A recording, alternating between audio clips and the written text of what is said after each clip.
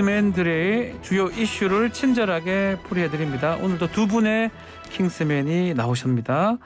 자, YTN 라디오 노혜상 아나운서 또 김수미 시사평론가 함께합니다. 안녕하십니까? 안녕하십니까? 반갑습니다. 김수미 시사평론가는 바쁘세요 항상? 아닙니다. 마치고 바로 또 네, 바로는 YTN. 아니고요. 네. 또 부근에 대기하다가 YTN TV에 나갑니다. 이렇게 연결돼서 나가면 기분 좋죠. 그렇습니다. 네, 알겠습니다. 일정과 동선이 절약될 수 있죠. 오늘도 잘 부탁드리고요. 뭐 노혜상 아나운서는 뭐 직장이니까 여기가 네, 편하게 좀 받아들여 주시고요.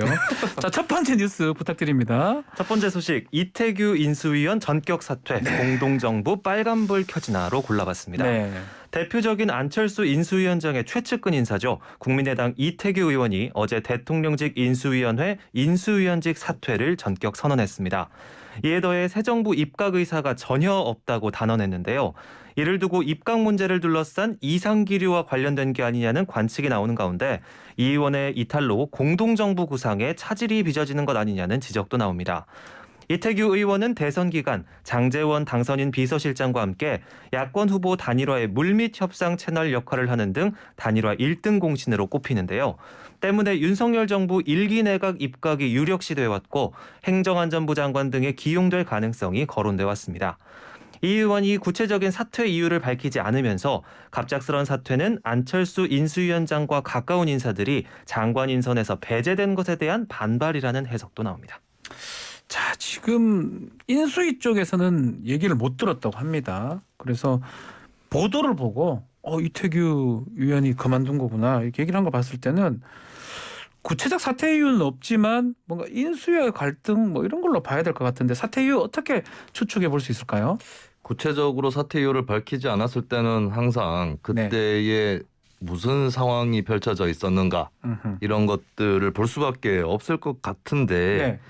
얼마 전에 8명 장관 후보자에 대한 지명이 있었잖아요. 네. 1차적인 그 지명이었는데 과학기술정보통신부 저는 조금 눈여겨봤었거든요. 누가 지명이 되는가 했는데 왜냐하면 국민의당의 신용현 전 의원이 그렇죠. 지명이 될 거다라는 관측이 유력했었고 국민의당하고 국민의힘 그러니까 윤석열 당선자와 안철수 대표가 공동정부 선언을 하면서 단일화를 했단 말이죠. 그렇다면 몇 명의 국민의당 인사가 입각은 할 거다라고 예측이 됐는데 신용현 전 의원이 빠졌습니다. 그리고 행정안전부 장관으로 이태규 의원이 거론이 됐었는데 최근에 나오는 얘기가 정치인을 배제하겠다. 그 정치인 빼겠다. 네, 그런 얘기가 나왔었고 그리고 정치인 하마평이 조금씩 나와도 이태규 의원이 아닌 다른 인사가 또 나오기도 했거든요. 그런 것들을 봤을 때 이런 입각 문제에 대해서 불만을 가진 것이 아닌가. 이것이 가장 유력한 이유로 좀 추정이 되고 있습니다. 입각이 아마 크지 않을까 돌이킬 수 없는 상황이 온 거 아닌가 이런 것 같은데 전혀 입각할 의사가 없다라고 기자들한테 메시지를 던진 거거든요. 전혀. 자, 장제원 비서실장 같은 경우는 취재진하고 만난 상황에서 뭐 계파 갈등은 없다. 또 이 의원, 그러니까 이태규 의원하고 자신 장제원 의원은 이 정권에 대해서 무한 책임을 갖고 있다라고 하는데 글쎄요. 이게 한쪽만 지금 서운한 상황 아닐까요? 한쪽 인수위 쪽하고 좀 다른 것 같기도 하고요. 어떻습니까? 이걸 어떻게 수습할지는 잘 모르겠는 게 이제 장제원 비서실장 입장에서는 이게 안에서 뭐 파열음이 나오고 이런 것은 아니다라고 얘기를 할 수밖에 없는 그런 상황이 될 텐데 어쨌든 장제원 당선인은 아직까지는 이태규 의원에 대한 믿음 이런 걸 갖고 있는 것 같습니다. 왜냐하면 지난번에 대선 때도 단일화를 할 때에 바로 두 사람이 양측 대선 주자의 대리인으로서 계속 협상을 해왔고 단일화가 물 건너 갔다 싶을 때마저도 계속 물밑에서 협상을 하다가 결국에 TV 토론 직후에 성사됐잖아요. 새벽에 두 사람 4명이서 맥주캔 4개를 마시면서 후보 2명 장제원 이태규 4명이서 맥주캔 4개를 마시면서 성사를 시켰던 경험이 있기 때문에 어떻게든 좀 혹시나 마음을 돌려보겠다라는 생각 이런 것도 한편으로는 갖고 있는 것 같고 그리고 실제로 어느 정도 균열이 있다 할지라도 당선인 비서실장 입장에서는 어느 정도는 없는 척 할 수밖에 없는 그런 상황인 것 같습니다. 결국에 중요한 거는 이게 이제 이태규 의원 한 명의 문제가 될 건지 아니면 안철수 인수위원장을 포함한 국민의당 계열 인사들의 전반적인 어떤 불만이라든지 이런 것들로 비화될 건지 이게 이제 남아있는 관건이 되겠죠.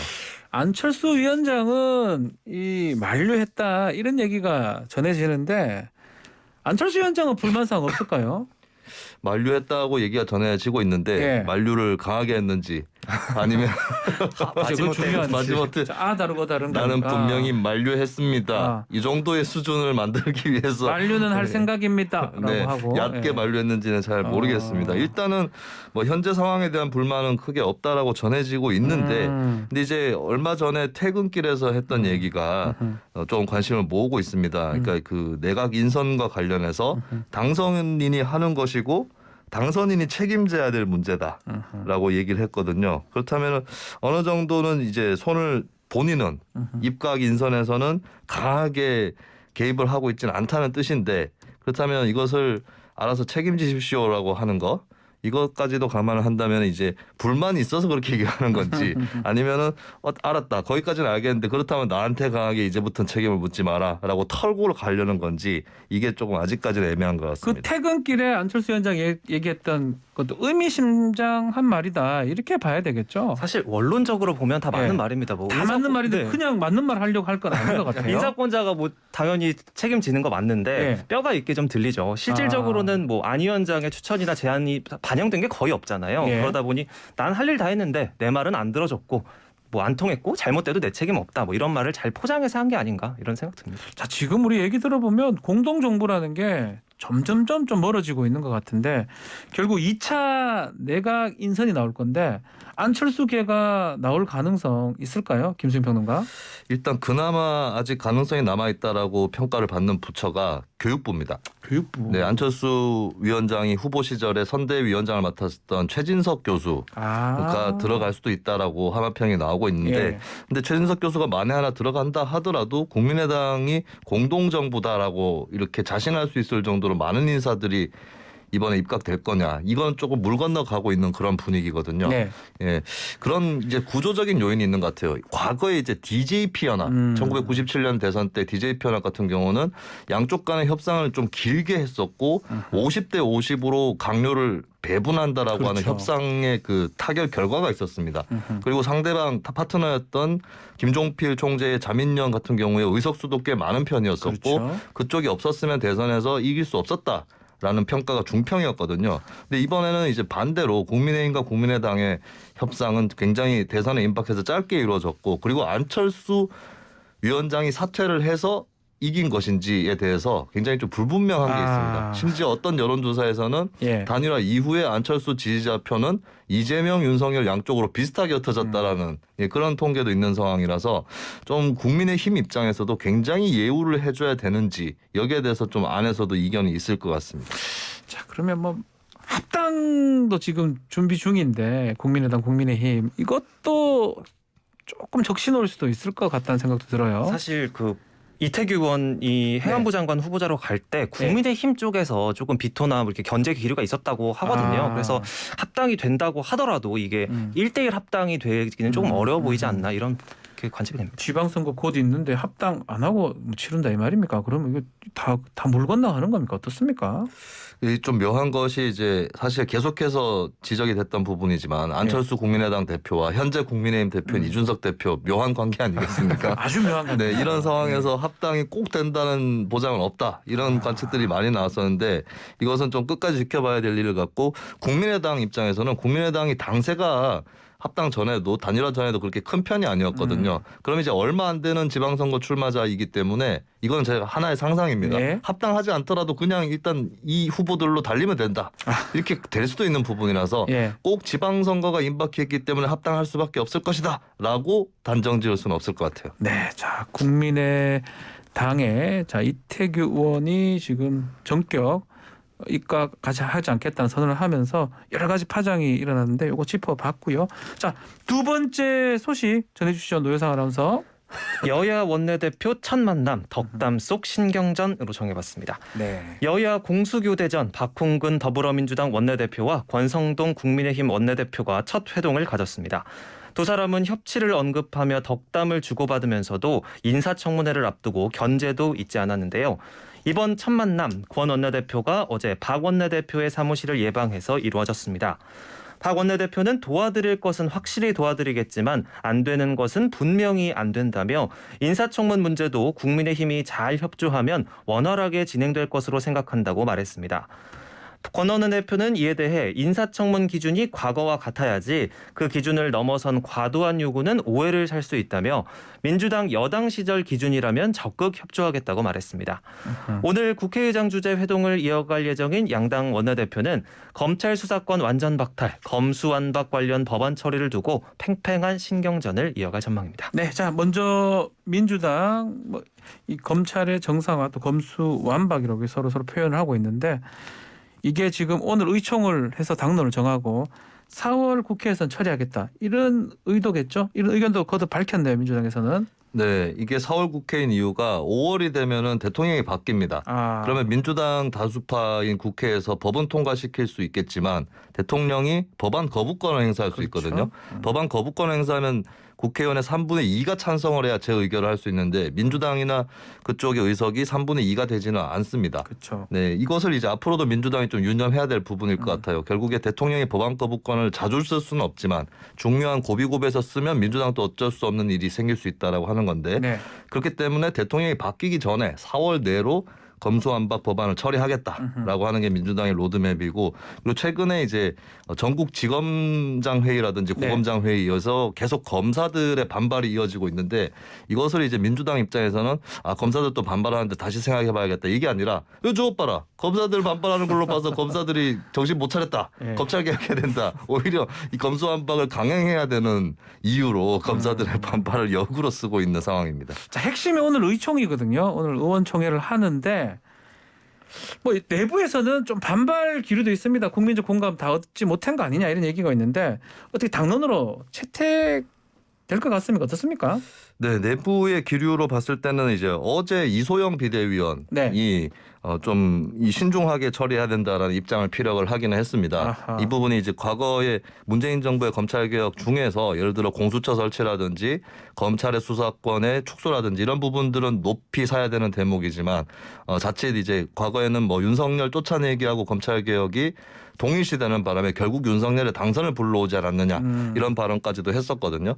근데 결국에는 수가 중요한 것인데 현재까지 나타나는 바로 검수완박 이거를 하지 말자거나 혹은 좀 늦춰서 하자거나 이렇게 주장하는 의원들이 아직까지는 많이 나타나고 있지 않습니다.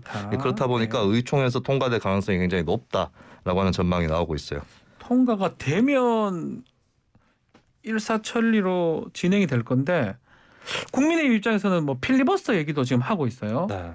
실제로 권성동 신임 원내대표가 라디오에 출연해서 필리버스터나 뭐 물리적 대응까지 생각하냐 이런 질문에 당연히 그 순서대로 가지 않겠냐고 답을 했습니다. 여기에 더해 국회 법사위원회 소속 국민의힘 의원들도 성명을 냈는데요.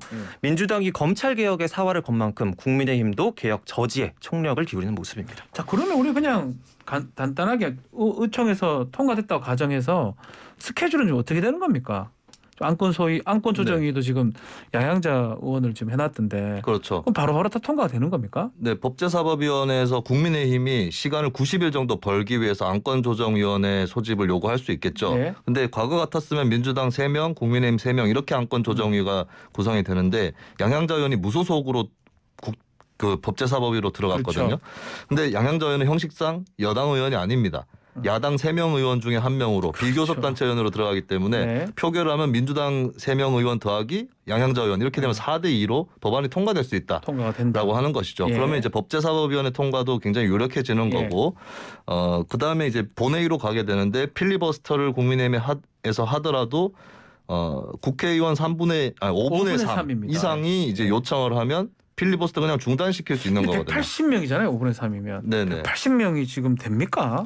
지금 민주당 의원 더하기 이제 민주당의 우당이라고 할 수 있는 시대전환 또 기본소득당의 이제 무소속 쪽의 민주당 계열 의원 이렇게 다 합치면 뭐 180명을 좀 넘길 수 있는 그런 상황이 되기 때문에 국민의힘이 또 필리버스터를 언제까지 할 수 있느냐 이것도 자신할 수는 없는 부분이 되겠죠. 네, 어쨌든 간에 지금 오늘 의총을 통과한다면 지금 스케줄상 법사위 통과하고 본회의 가면 필리버스터 한다 하더라도 이게 통과될 가능성이 높고 4월 안에 통과될 것이다. 특히 또 국회 선진화법 등 때문에 뭐 어떤 쇠 지렛대를 갖고 와서 뭐 했다가는 처벌을 받을 수가 있어요. 뭐 그 사건 아직까지 진행 중으로 알고 있는데 그런 것 때문에 쉽게 물리력 행사는 좀 어려울 걸로 보이고요.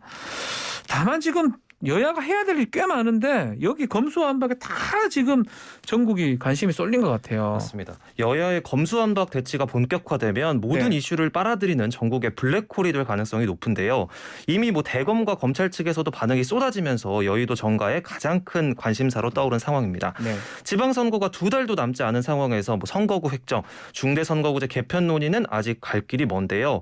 전국이 고착되면 윤석열 정부 초대 내각 인사청문회도 검증보단 정쟁의 장애가 될 가능성도 배제할 수 없습니다. 지금 이 질문 한번 드려볼게요. 지방선거에 이게 어떻게 영향을 미칠까요? 제가 봤을 때는 민주당의 여러 가지 공약들 중에서 검수완박이 국민들한테 인기가 높은 편은 아니에요. 그렇죠. 네, 여기 여러 가지의 그 갈등 요인들이 있고 이미 검찰과 경찰의 수사권 조정을 했는데 수사권 조정의 결과에 대해서도 좀 부정적인 시선들이 많이 있습니다. 현장에서 피해자들이 오히려 경찰의 수사라든지 이런 것들에 대해서 굉장히 미진함을 느끼고 네. 있고 현장이 또 경찰 입장에서도 과부하가 걸려 있다.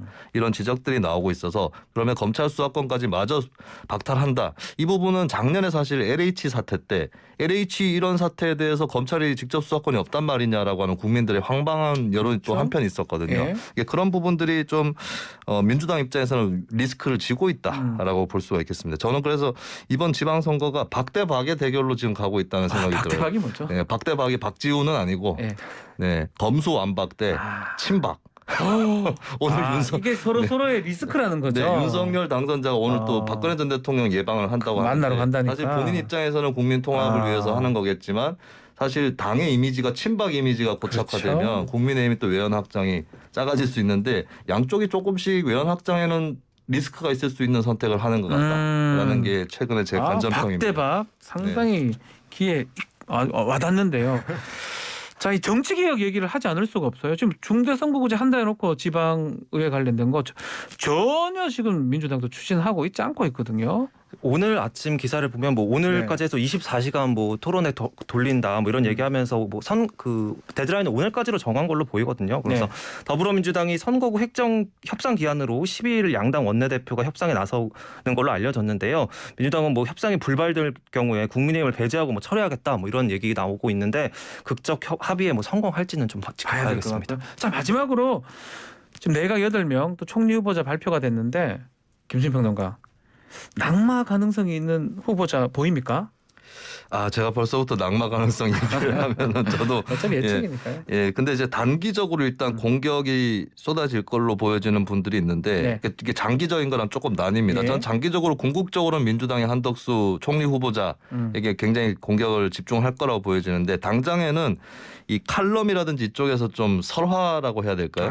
구설수에 오를 만한 걸 썼던 이제 보건복지부 장관 후보자인 정호영 전 경북대 병원장이 좀 계속 거론되지 않을까. 앞으로요. 네, 그렇게 당분간은 정호영 후보자에게 많은 화살이 쏠릴 것으로 보여집니다. 자, 오늘의 킹스맨 여기서 마무리를 하겠습니다.